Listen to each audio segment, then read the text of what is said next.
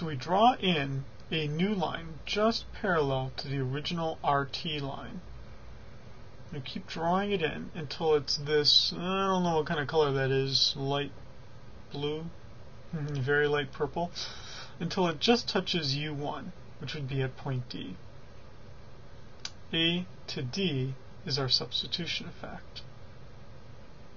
Now what we say is that we allow ourselves to be on the higher indifference curve, and we hold the price level now constant. That takes us from D to B. Income effect, substitution effect, total effect. Okay, now in the case of the inferior good, the first thing to note is that the income effect is going to slightly reduce my substitution effect, but that the total effect is still working in a direction where we buy more of a good as the price falls. Now, again, RS is our original budget constraint, U1 is our original indifference curve, meaning point A is our optimal point. The price of food falls, making my budget constraint now RT. Indifference curve is now U2, making my new optimal point B, meaning I'm moving from A to B. Now, substitution effect, I draw a line that's just parallel to my new budget constraint, and I draw it inward until it just touches U1. As I draw it inward, it would touch at point D. And then the income effect would say we now allow the price, we now allow the utility level to change. We're going to hold the price level constant. That brings us to B. A to D to B. Income effect slightly reducing the substitution effect, but that the overall effect is negative, as it should be, for the demand curve. Now, there is one exception, and that's the Giffen good. The Giffen good is an extremely rare good. People would spend, for some 150 years, people spent their entire careers looking for Giffen goods. And in fact, this is actually a pretty unique time in economic history that we finally have found a Giffen good. A Giffen good is a good that is basically a really inferior good. It is so inferior, in fact, that the income effect actually overwhelms the substitution effect. Meaning, okay, get ready for economic craziness here, is that in the case of the Giffen good, the demand curve is actually upward sloping rather than downward sloping. For there to be a Giffen good, you would basically have to have a good where there are very, very few substitutes, and you would have to have it, the good consuming a high percentage of the consumer's income. Basically, the only kind of way we can find this is if we find a staple good, a good that is in some sense necessary, that poor people buy, because in the case of this, poor people would spend then a significant amount of their income on this good. And so while all food prices are increasing, consumers still buy more of this good, like bread, for instance, right? Because in the case of other foods increasing, bread is still the cheapest alternative. Okay.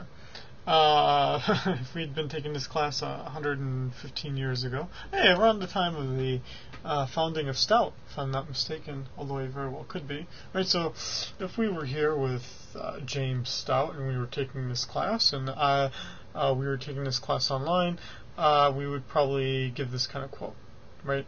I love this word. I don't know why. Farinaceous. It means to have a starch-like quality. Basically, Giffen was the guy who came up with this, thought of this idea of the Irish potato famine, was what he had described.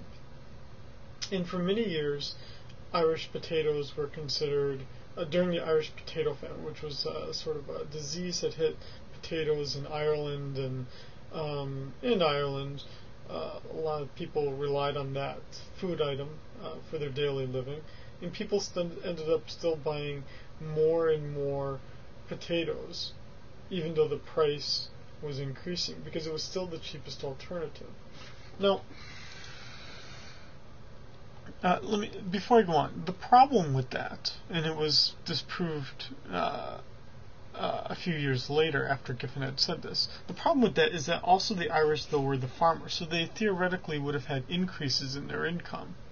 So it wasn't a very good to use as an example of a Giffen good. So the Irish potato famine was the first cited Giffen good, but it quickly disappeared.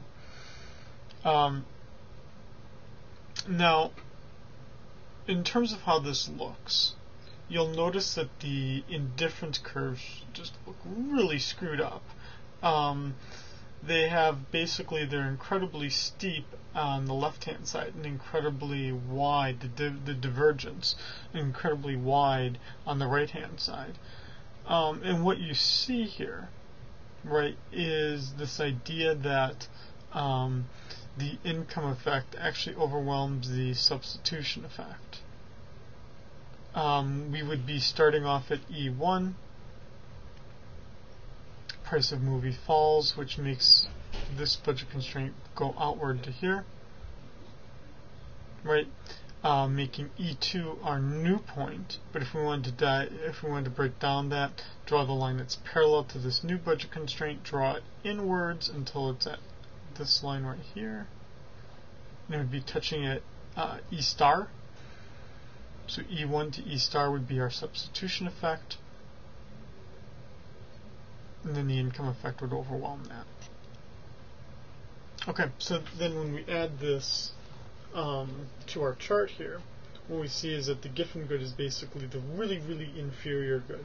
So inferior that the income effect overwhelms the substitution effect, giving us an upward sloping demand curve. Now the reason why I said that this Giffen good, why we're in a historic time period, is because a good has actually been found. If you look in your textbook, I think there's actually a description of it. They found that rice in a certain province of China is actually a Giffen good. So after many, many economists spending their entire career looking for these Giffen goods, one has finally been found. So you can rest easy tonight. A Giffen good has been found. Okay. That concludes this chapter 9. Again, one of the most difficult chapters in this course, and of course most difficult chapters in this section. Okay, so I'm going to stop the video here, and we'll probably end up doing a quiz on pretty much 9 and just the beginning of 10. So, but I'll make a separate video about that quiz.